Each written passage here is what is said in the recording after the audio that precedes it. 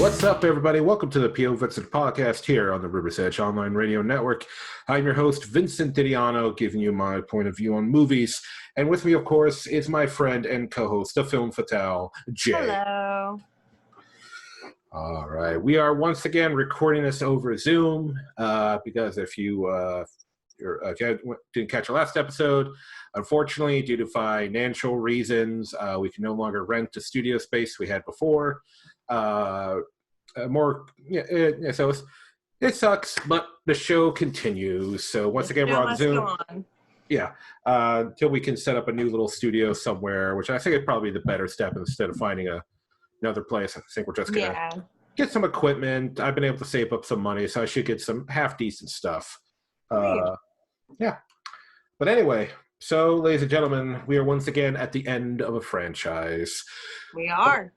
Well, technically no, but the end yes. of the film franchise. We'll get into that. We'll get into it. But ladies and gentlemen, we got through The Evil Dead, then we got through Evil Dead 2, and now Army of Darkness, a.k.a.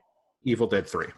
Yeah. And just to explain what I meant just half a minute ago, there's technically the Ash versus Evil Dead TV series, but we are a movie podcast. We're not going to cover that. I have mentioned before, I watched the first. This was good. Yeah. So if you enjoy these films, definitely go and watch that series. Yeah. Bruce Campbell, he's got some age on him now, but he's still a fun ton to watch. Oh, absolutely. Yeah. And the other thing is that there was an Evil Dead reboot made like 5 or 6 years ago. Yeah, a few years ago. I wasn't sure whether or not we were going to cover it. I didn't really want to. I just don't care about it. I'm not a huge fan, so yeah, I'm down to not cover that. Yeah. So you have seen it, Jay? Huh? You have seen it? I've seen it. I'm not a fan. Right.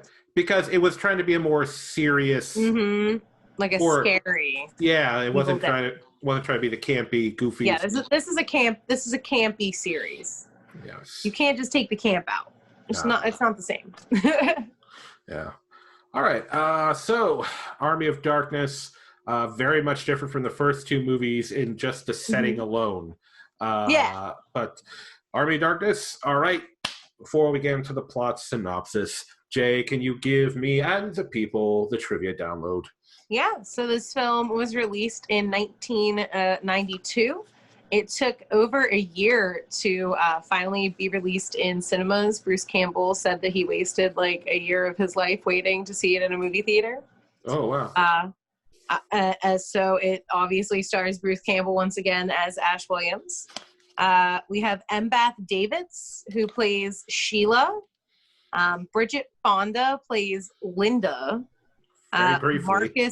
Very briefly. And then Marcus Gilbert plays Lord Arthur. There aren't a lot of other, there are actors that play like random person, random monster. But once again, this is really a Bruce Campbell performance. The majority of this movie is once again Bruce Campbell with some other people thrown in. Yeah, this is definitely. Yeah. I mean, with the other movies, like the first one, you had a balance with as he shows up to the cabin in the woods with his friends and his girlfriend. Yeah, there's a bit of balance. Second one, obviously more focused on him, but then you bring in the supporting characters about halfway through the film, and then you get a bit of a balance with him still, in the main spotlight. With this one, this is the Bruceiest one of them all. Yeah. And before we get any further, let's go over the quick plot synopsis. So basically, this movie picks up where the last movie ended. Ash has traveled through the time portal and is now about, I think they say in the movie, about 600 to 700 years ago. It's medieval times. Yeah. Yeah. And the only reason I say that is because the original title of this film was supposed to be The Medieval Dead. That's what Sam Raimi wanted it to be. Okay. But obviously that's not what happened. Good. So it's safe to assume that this is definitely like medieval times. And yeah, he finds himself like in the sand by a castle and gets captured by Lord Arthur. Lord Arthur, and Mm-hmm. and apparently the Deadites are attacking not only this castle but this land. And Ash has to find the Necronomicon in this time period in order to bring an end to things. But Ash is in full asshole mode, so Yeah, this is like Taco, full Ash. yeah, yeah, ashhole, yeah, he's with this Yeah. ashhole. But yeah, and so yeah, let's jump into this.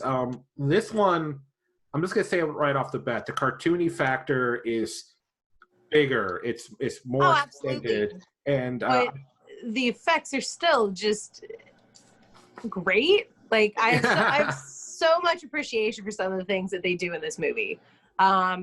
Making a bunch of tiny ashes, making the double ash, making the skeletons dance, which like some of the skeletons are props. Yeah. Some of the skeletons are people in costumes. So you get a mix of both, which is really cool to see. Yeah. Interestingly enough, there's actually a documentary about the making of this film on YouTube right now. Oh, okay. Yeah. So I sat down and watched some of that. Oh yeah, cool. I'm about to check that out at some point. I did not know about that. But yeah, it just popped up in my suggested. Thank you, YouTube. But yeah, this movie uses the same. Once again, it has a nicer budget than the original movie. Obviously, this was a feature film release. A lot of no CGI. This is during that era where CGI was just starting to creep into major movies, but not the Evil Dead franchise. Damn it, not until later for that. Right. Yeah, a lot of just tons of practical effects, from more stop motion animation stuff to prosthetics, things of that nature. The puppetry with the skeletons, as you said, which they do a good job with the skeletons. Where they really do. The puppetry type skeletons, they keep them mostly in the forefront, and the guys who are like in costumes to make them look like skeletons, they're in the back. They're in the background, so they're can't tell as well. But it just makes it much more fun to see like these skeletons like, my lord, we will kill the humans. Oh, absolutely! It's fantastic. It's really neat to see a movie surrounding an anachronism, which is exactly what Ash finds himself to be like, and it's very interesting to see how he interacts with the people. Yeah. Like the way that he at first talks to a lot of them like they're children or just really fucking stupid. He keeps calling them primitives. Yeah, it's like they're not really that primitive.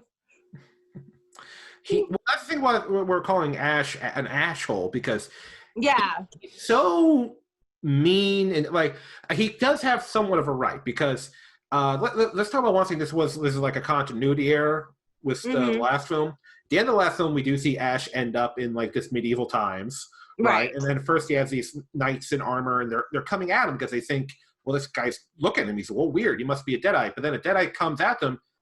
Ash shoots down the Deadites, and now all these people are like, oh, he's the champion, he's the savior, the killer of the Deadite, right? They're all like championing him. They're like, fuck yeah, buddy.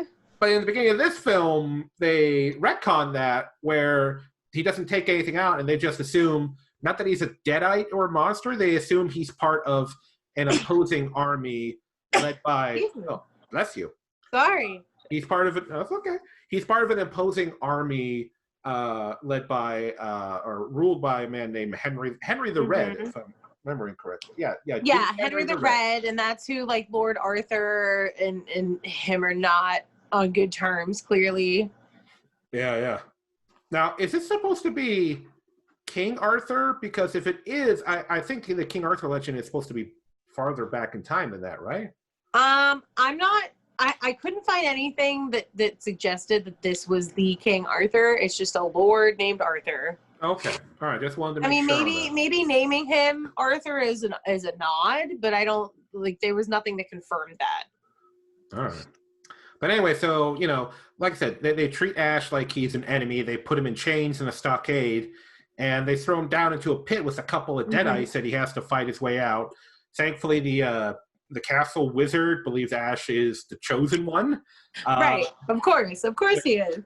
Which chosen one narratives have been beaten to death over the years, but because this is they have. comedy this one horror. is so funny. Yes, because And he's a really horrible They did set it chosen. up from the beginning, though. Yeah. Like you, yeah. And then, in the first film, there's that page in Necronomicon where we see that clearly looks like him. Yeah. Oh, yeah. They even got a well-drawn chainsaw hand on there. But yeah, like that's Ash. but because, like I said, because this is a comedy, the horror comedy, if I get more specific, the chosen one narrative is fine, especially because Ash, he's not a good chosen one. He's not like this kind, noble warrior. No, he's a guy that's been through a lot of shit. Was just put through a bunch of new shit by a bunch of medieval people, and I feel like he isn't at this point. Wouldn't you assume by this point he's like certifiably insane? It's like definitely possible. Yeah, just based on all of the things that he has gone through. Yeah. In the last two films, I feel like he might have a few screws that have just completely fallen out. Like they're not even loose; they're just gone. They're missing. Oh man. But another thing I want to bring up about this movie is the way the action is. In the last movie, Ash was he was a guy with a shotgun and a chainsaw. Mm-hmm. In this one, Ash has like a black belt in boomstick and chainsaw. Yeah, like this time, I don't know what happened when he time traveled, if there was a montage that we didn't see in which he just learns how to do all of these things, but he's just incredible all of a sudden and knows how to handle this shit. Yeah, I mean, he is really good. I mean, he's taking the shotgun and he's like hitting, he's hitting the monsters with like the butt end, like the chainsaw. He's getting like in position and he's just like, oh yeah, he's like, wow. I mean, it's just like, I don't know, the time evolved his fighting skills. It's crazy, but that's the Evil Dead franchise. Not everything really needs to be explained. Yeah, not everything has to make sense. And I mean, some of these like tiny holes aside, the franchise clearly set Ash up to be this chosen one, albeit like a weird chosen one. So maybe you could even assume that the time travel gave him like super strength and super agility, and he just like all of a sudden knows how to fight because he is the chosen one. Like, I don't know, that happens sometimes in these movies, like the savior figure suddenly has powers and can save the day. Yeah. So maybe that's what happened. Maybe that's what it is. If I had to have my own, if I had to say something, it'd just be headcanon. I would say, because remember in the previous film, Ash is for a period of time possessed by a Deadite, and Deadites are particularly strong. Very true. So I would say because he was able to reject the Deadite within him, he still got to hold on to some of the physical amplifications, and maybe that's a good headcanon. Back in. Yeah. I do this shit all the time. And the stuff that I make up in my head. So much fun. They are, aren't they? They are. Oh, God. But, it's not just him, but the fucking Deadites are fucking flipping around like damn ninjas. Oh, yeah. Acrobatics in this, not present in the previous one. I mean, I know it's clear that there was a lot of training involved. Bruce Campbell did say like he did a lot of training. He learned how to ride a horse for this. Not very well, he said, but he did learn how to ride the horse. He's not on it for very long. He said he was really happy about the way that the costume was. Okay. Because you couldn't see like the gap between the saddle and his ass, because he actually didn't know how to really ride a horse very well. Oh, so that's fun. So yeah, you can tell that there's a certain level of like training involved in this movie. Yeah. No, they but no, the action just get things kicked up, and even the scale, because we're gonna skip ahead a bit here, but we literally have an army of evil, an army of undead creatures fighting an army of the living, and knights, and it's really funny to watch, and it's also very well done and really well choreographed, because I imagine a lot of choreography took place in making this thing work. It's just very clear and evident, especially in that scene, I think, with these skeletons fighting these knights in with their swords, and it's a good scene. Yeah. Yeah, no, it's a hell of a, like, because with this being the third one, who knows if they're going to make another. I don't know what Sam Raimi's plans or hopes. I mean, I don't know. there is They there was the alternative ending to the film, which we'll get to in a little bit. That could have set up another one, but yeah, but no. So going back to what we mentioned earlier, where this is so hardcore focused on Bruce Campbell, where the supporting actors they're just bare minimum supporting actors. This movie's so Bruce Campbell that he even plays his own antagonist in the film. Yeah, he does. Bad Ash or Evil Ash, whatever you want to call him. Because the scene where like there's a bunch of like little ashes that are created from a mirror that he shattered, because he shatters the mirror because he remembers what happened in the mirror in the last film. And from the little reflections of him, these tiny little like 4 to 5 inch tall ashes come out, and they start attacking him, and then he squashes a bunch of them, but one gets into him. One, yeah. Yeah, and from that spawns Evil Ash, which starts as an eye in his shoulder, like Yeah, and then, it's this really grotesque, like body horror scene. Yeah. This other Ash splitting from him. Yeah. And it's really well done. It once again shows how good of an actor Bruce Campbell is in doing certain things. The documentary actually, they talk a little bit about the fact that Bruce Campbell is really good at acting things out backwards. So, which had me thinking that a lot of the shots that seem like they're in reverse because of the way that he moves might not actually be in reverse. And like there were clips that showed him like the way that he moves backwards. And this scene where this evil Ash emerges from him and then he has to fight the evil Ash. He's obviously playing both characters. He really did play all of those mini tiny ashes. Like he acted that out and then they superimposed it together. So once again, it is really incredible acting from Bruce Campbell and a lot of fucking hard work, like a lot of running around, clearly. Yeah. He does a great job. And the cool thing about the Bad Ash is he actually dispatches him. We'll call him Evil Ash. Bad Ash is, even though he calls himself Bad Ash in his debut, but it's a fun pun. Yeah. He dispatches him pretty quickly. He just puts the boomstick right in his face. Yeah. It blows him away. You think he's done, but no, he comes back later because Ash fucks up his duties as the chosen one. Of course. When he goes to he gets like this like cemetery or whatever where the Necronomicon is being kept. And we get a few funny moments because there's 2 like false Necronomicons that are traps, and one has teeth and bites him, and the other one he opens up and it's like a vortex that sucks him down and stretches his face out. Yeah. Very fun practical effects with that, and thankfully over the years there's been some behind the scenes photos of like them in the workshop, with that stuff. Yeah, with prosthetics and everything. Yeah. But when he gets to the actual Necronomicon, he narrows it down, which once again, each time they do an Army of Dark Evil Dead movie, the cover of the Necronomicon is a little different. Like the first movie, it was a little janky looking. So I think that they based the Army of Darkness one on the first movie. So it's different but similar, and then the one in the second movie is the one that looks like the most distinctly different. Yeah, and that's the one that I think most people. Yeah, I think so too. That's the one that most people think of. Plus, I think that was used as like the cover for like a DVD box set at one point. I think so. Yeah.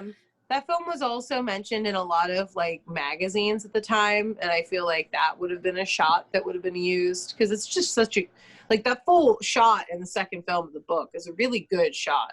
Yeah. But anyway, so he has to say the magic words. The famous magic words that he has to say exactly precisely. And he fucks up like the last word. I already forgot it. I could have sworn that.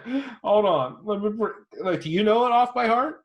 I don't know it off by heart. I thought you were the fan. No, hold on. I had it written the fuck down. Oh, no. Fuck? Hey, I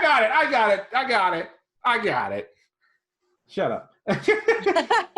Klaatu Varata Nikto or Necto. I've actually, when I looked it up, there's a few different versions. I think it's supposed to be Klaatu Varata Nikto. I've seen some people online says, oh no, it's not Verata, it's Burata. But I'm pretty sure. Oh, okay, Hermione Grangers. Yeah, right. But I'm pretty sure. All right then. I'm pretty sure Bruce Campbell is saying it with a V. That's what I heard. So I'm gonna go with the V. Klaatu Varata Nikto, and Ash fucks it up, and by doing so, he inadvertently, unknowingly revives evil Ash, who in turn, at this point, apparently was rotting away rather quickly because his face is just completely fucked up. And he raises an army of the dead. It's on. It's on. They capture Sheila, who's the love interest in this film, which we're not. Yeah. She's not really worth talking about too much because she's really just like an eye candy. Like, Ash is one of those heroes that has to have a love interest, but it's not a love interest with substance. It's just a pretty chick, and that's really what Sheila is in this film. She's just a pretty chick that happens to be in medieval times. No offense to what's her name, Bess Davidson? Yes. Who I think more people would know for playing the teacher in Matilda. Actually. That is what I knew her from. I was surprised when I put two and two together because I don't think I ever really thought about that. So that was fun to realize that she is the teacher of Matilda. Imagine if Matilda was in this movie. She would have taken out the whole army. She would just launch books at them going like 60 miles an hour. She would. Educate your asses. I would watch that. Yeah. But like a lot of like just one wizard character. Let's say this movie is all about Ash. It's kind of the Joker of the Evil Dead series. It's like, there's other characters, but we're all on Arthur Fleck. Like it's really about him. It's mostly about this guy. Yeah. But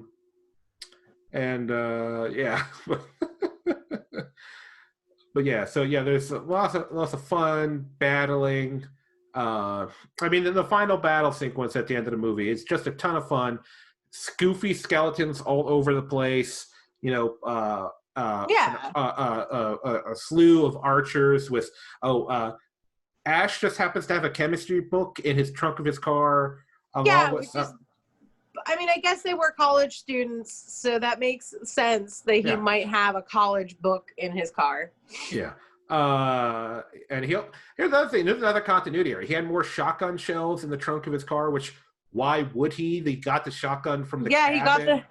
Like this little continuity error that's just part of the Evil Dead franchise, and you can overlook them because the movie is so crazy. It's just so good, and it's also clearly not a movie that takes itself too seriously. Nah. So, those errors kind of mean nothing. Like, they're fun to point out. Obviously, seeing errors in movies is fun when you catch them. It's like, oops, like. Who left that who left that coffee cup there? Game of Thrones. Like, who did it? That's the error. I don't know. Like, even the pros do it. Even people who do take themselves really seriously, they mess up. So finding little errors or mistakes, it can be fun. You just gotta get careful how you do it sometimes because you don't want to a lot of people like the shit on the YouTube channel. YouTube has a new mascot, the YouTube channel. No, I'm just kidding. But the YouTube channel Cinema Sins, which has been around for many years now, where they go through an entire movie and they nitpick the shit out of it for fun. A lot of people accuse Cinema Sins of making people think they're legitimate.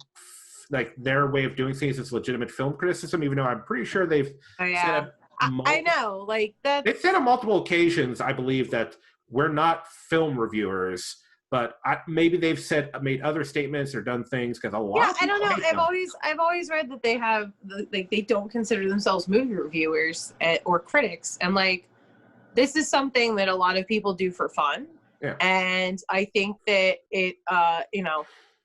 it's nice to see that film directors and actors and celebrities are human too, and that they make mistakes. Yeah. That's how I look at it. Like, it's funny. I'm not, that's all. Yeah. But anyway, yeah, but as we're both agreeing on this, when it comes to Evil Dead, little shit like that is whatever. Oh, yeah. Because everything else makes up for it. And obviously, again, it's not a movie that takes itself seriously. No. A lot of these effects are very practical and probably very hard to pull off. Yeah. Props to them. Literally. Yeah, props to the props guys. Yeah, no, it's good stuff. No, I'm one of those guys that's I miss back in the 90s when before CGI had become a thing, people were aware of it, but there was still that balance between CGI and practical. There's not a lot of movie makers nowadays that have that balance, or at least a studio will allow it. I've got problems with Star Wars sequels, but at least J.J. Abrams in that first movie knew, we got to have some props, we got to have people in masks, we can't have a whole CGI. Yeah, like mixing CGI in with practical effects and having a balance. Pardon me. Bless you. Sorry, dear Lord. I'm allergic to myself, apparently. Having a mixture of CGI and practical effects is really important. I think having that balance makes a film more of a fantasy, for me at least. And people forget that that's what movies really are. It's like a fantasy world that you are invited in on. At least this is clearly my opinion. But I really do like movies that have that really good balance, and there aren't a lot of them right now. No. I would love to see more studios use a mixture of things. No, same here. This. I am a fan of the Marvel Cinematic Universe. Mm-hmm. Not every movie has been a win for me, but for the most part, I've enjoyed most of the films. Yeah. And superhero movies are just going to be CGI heavy. That's just a given. But I miss stuff like during the Sam Raimi Spider-Man movies. They built entire practical sets, and maybe they had like a green screen or a blue screen in certain areas to like fill in stuff like that. Because you don't see a lot of these films nowadays use that blend of, okay, we built this practical set. The Russo brothers, who are now like the Marvel gods because they did Captain America Winter Soldier, Captain America Civil War, and Avengers Infinity War Endgame, they use some practical set stuff, spent more in the Captain America films, but still they're both kind of CGI heavy, and that it just helps out so much, because as good as CGI get, like we'll go to Marvel again, Thanos, fucking great work. Right. Totally great work. But there's that part of your brain that even on that level can still kind of tell sometimes the difference. And sometimes you got movies that use practical effects and they fuck it up. Like Jurassic World. Yeah. I liked Jurassic World. It was fun. It was a B movie with an A movie's budget.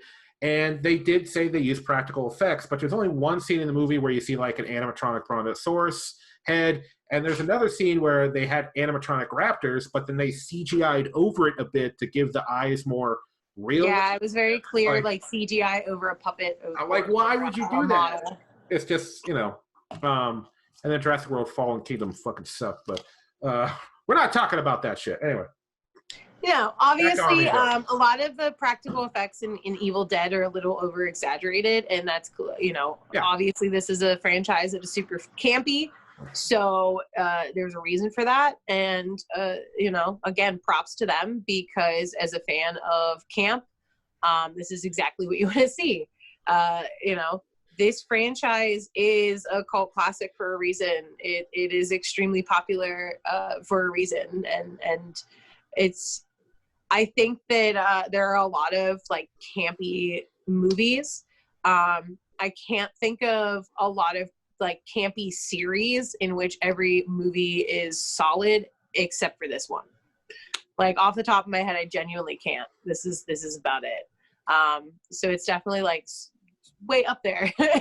Well, yeah, I mean, I'd like to think through. I guess this is like our third franchise we're on now. It started with Tremors, then we did the Terminator franchise. We're on Army of Darkness, and through these franchises, you learn that the longer you stretch out these franchises, the shittier some of these movies. Yeah, you might get like you might get an installment that is better than the previous one or stuff like that. But once the further you get away from, I mean, thankfully Sam Raimi was involved in all three of these, and I think that absolutely definitely is what's helped him stay good and consistent because he has the same vision behind all three of them. As opposed to very much. Yeah. Sorry, it's. I was gonna say it's just very much an ensemble performance on everyone's part, not just the actors, the director, everyone involved in the team. It's very much a team effort. That's a better way of putting it. Yeah. And Sam Raimi and Bruce Campbell are friends, and they are one hell of a team. Like everything that they are involved in is really good. Yeah. No, that definitely helps to just have one of your closest friends on set with you all the time. Yeah, absolutely. So yeah, no, that definitely obviously helped out Sam Raimi's directing and helped out Bruce Campbell's performance, having each other there. But yeah, so let's get to the ending. So after Ash defeats the army of darkness and restored peace to the land, they use the Necronomicon to discover a spell and a potion he can use that will return him back to his time, where he has to drink this potion and then once again say the magic words Klaatu Vrata Nikto, and then we transition back to present day where he's working at his job. He's working at S-Mart. Shop smart, shop S-Mart. And we find out he's been telling this entire story to his co-worker played by who is Ted Raimi, by the way, once again Sam Raimi's brother. And he's just like looking at him like, yeah, sure, you really battle demons and travel through that really happened, my dude. And then a super hot redhead comes up to him and she's like, I actually think that was really cute. And then a fucking deadite. Comes out of nowhere. Like not just any deadite, but a Karen deadite comes out of fucking nowhere. The worst kind of deadite. A Karenite person. Is it a Karenite or is it a? It's a Karenite. Karenite. It's a Karenite. Okay. Yeah. Maybe I should be dead red, but we'll go with Karenite. Yeah, Karenite sounds right. And Ash is first knocked away, but then he pulls out what appears to be either a Winchester revolving repeating rifle or something close, and he starts battling this damn thing, and just in the middle of S-Mart. Yeah, and I just love on the one scene where he shops like on like a cart and he's riding it as he's just unloading. Oh yeah, once again, and like really American good choreography flags in the background. Scene. Yeah, there's American flags in the background. It's just like Ash Campbell, all American hero. Well, not Ash Campbell, Bruce Campbell. Really Ash, an all American hero. Yeah, like he's every football jock met by this point in the series. Yeah, and he kills the deadite, and he rips off his S-Mart like smock or uniform, and he's got his Ash uniform. Yeah, he's just wearing his normal clothes underneath his work uniform. Yeah, and he grabs. Crazy people do that. And then he grabs the hot redhead and says, "Hail to the king, baby," and gives her a big kiss. Like, it's great ending. The cheesiest fucking line.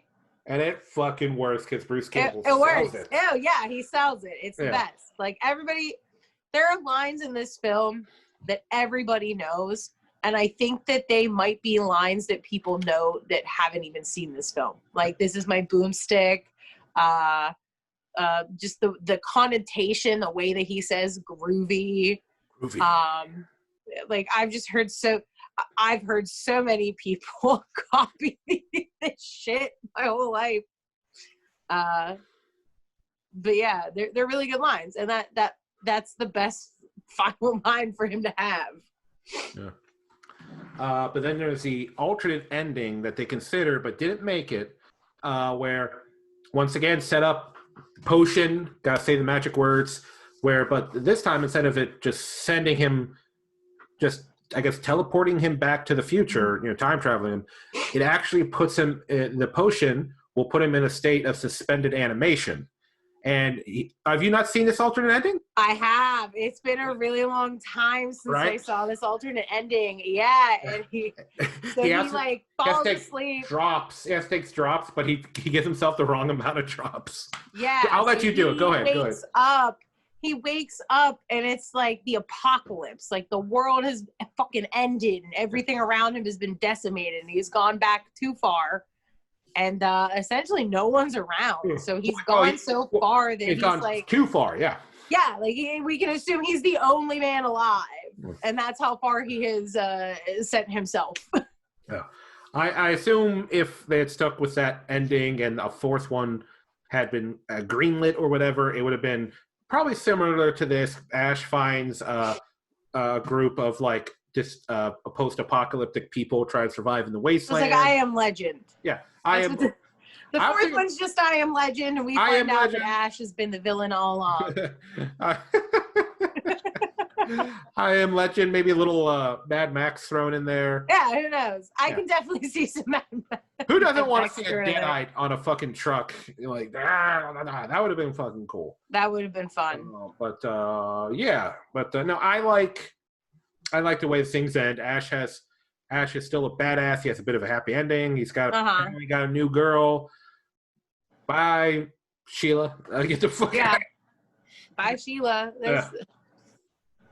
Oh, God. The only other thing I want to talk about, maybe you know why. As you mentioned earlier, I should say, Bridget Fonda is in this to play Linda for flashback sequences at the beginning of the film to get people caught up on what happened in the last film. Why? Why didn't they just use the footage of the actress from the last film? Why did they have to reshoot stuff with Bridget Fonda in it? I'm not sure. You don't even know. Yeah, I don't know. It could be an issue with different producers or like having the rights to intro. Because I know that they had an issue with the second film where they didn't have the ability to reuse shots from the intro of the first film, which is why they redid everything in the intro of the second film. Yeah. So it might be the same sort of like error or issue. I don't know, because they did use some footage from the first one. They show Ash getting sucked into the portal. Maybe that girl just didn't want to be in it anymore. Well, she didn't want her likeness used. That's what I'm saying. If she wasn't going to be compensated, which happens a lot. Yeah, I'm thinking that's what it has to be. Yeah. That actress just like people just no longer want to be a part of a project for whatever reason, and they have that right. Depending on their contract, obviously they have that right. And if she no longer wanted her image to be used, then they just can't use it. All right. Well, anything else you want to say left about Army of Darkness? No, I think that's it. If you really like this franchise, I cannot suggest enough that you see the musical, because it's quite like a Harry Potter musical in that it combines everything into one. So it's like the first and second movie and Army of Darkness all smacked together into one just fucking ridiculous musical. And it's really good. So that's my closing statement. Like, if you really like this franchise, do yourself a favor and go see that Samir. Yeah, guys, this is a ton of fun. The only thing that you might dislike about Army of Darkness it is not really gory at all. No, it's just super campy. It's super campy. Lots of action. Mm-hmm. It's still technically a horror film. It's a more comedy horror film than ever before. Yeah. So if you miss the gore, you're going to be a little disappointed. But overall, you shouldn't be disappointed in the film. It's still a ton of fun and goofy and weird. Something to get together with a bunch of friends and watch. Oh, for sure. It's super funny. Yeah. And once you watch Bruce Campbell throughout these films, you'll appreciate him and the other stuff he's done. The Spider-Man movie cameos. Go see Briscoe. See if you can find Briscoe County Jr. anywhere to watch. It's always a really good. Or he starred in that after the Evil Dead series, and I didn't know that. I thought that maybe they had happened like together, but yeah, he got that role after. Oh yeah, he does. And he also had a short-lived show, which Sam Raimi had to have been behind because it was done. It was done by the same company that did the Hercules and Xena shows. And that's what you mentioned before. He had a character in that universe. He had a short-lived series called Jack of All Trades, which is kind of like set in. It was like set in like Victorian era times or something. I think it was kind of like it was a similar setting to like Pirates of the Caribbean. Like there's like a colony, a British colony or whatever, and he's part of he's become kind of like this masked crime fighter that's fighting against like these rich assholes. I really don't remember a lot about it, but it was still Bruce Campbell. Stuff. But yeah. So, Evil Dead series, if you're a fan of horror, campy movies, horror comedies, it's a cool series to check out. Mm-hmm. But now we must, we got to talk about, this is our last movie in this franchise, and this is going to be our last movie we talk about for the month of October, and we're moving into November. So let's, ladies and gentlemen, the next franchise we are tackling, and I'm going to say why. We're tackling because, well, there's 4 weeks in November. There's 4 movies in this franchise. November, and because I think I'm a clever boy, which I'm not. I'm just a jackass. Because November is the month of Thanksgiving when we all just eat like gluttons, I thought it'd be fun to watch The Hunger Games. The Hunger Games. Once again, I'm an asshole. Yeah, we'll be watching The Hunger Games next, starring Jennifer Lawrence, which I have not really watched any of these films since they came out. These are not films that I have only seen the first one. Ah, okay. So, yeah. I've seen all 4 of them, but once again, it's not a franchise I've watched a lot. It's nothing I go back and I'm like, oh, cool, The Hunger Games is on. Yeah. And I don't know why, because I don't remember disliking them. So, but I guess I'll have to rediscover that. And Jay, you'll discover that period whether you like it or not. But yeah, ladies and gentlemen, stay tuned for that. Next franchise coming up is The Hunger Games. All right. Well, ladies and gentlemen, thank you for tuning in. Hope you enjoyed this episode. If you did and you want to listen or watch more episodes of the POVincent podcast, click subscribe, follow, like whatever you got to click, because we're on a whole bunch of platforms. We are on Libsyn, Spotify, Apple Podcasts, Stitcher. We're on YouTube. If you want to follow us on social media, we got a Facebook page, Instagram, Twitter. And if you want to support us on a financial level, we do have a Patreon, patreon.com/POVincent. If you can give any money, great. If you don't have money to give right now, holy shit. Yeah, we understand. Just hold on. Honestly, liking and subscribing right now would be a big... Super helpful. Yeah. Like, subscribe, comment. Let us know what you think of The Evil Dead. Let us know what movies you want us to cover in the new year. What franchises would you like to see? Yeah, because we're not going to announce yet, but we do have planned what we're going to review in December, and I do have a fun little idea for January. But after that, we don't know what we're going to tackle next. Yeah, we need something for February, you guys. Let us know. But anyway, so yeah, guys, thank you again for tuning in. However you're tuning in, appreciate it. Thank you for viewing things from my point of view and Jay's. Take it easy. Yeah, bye.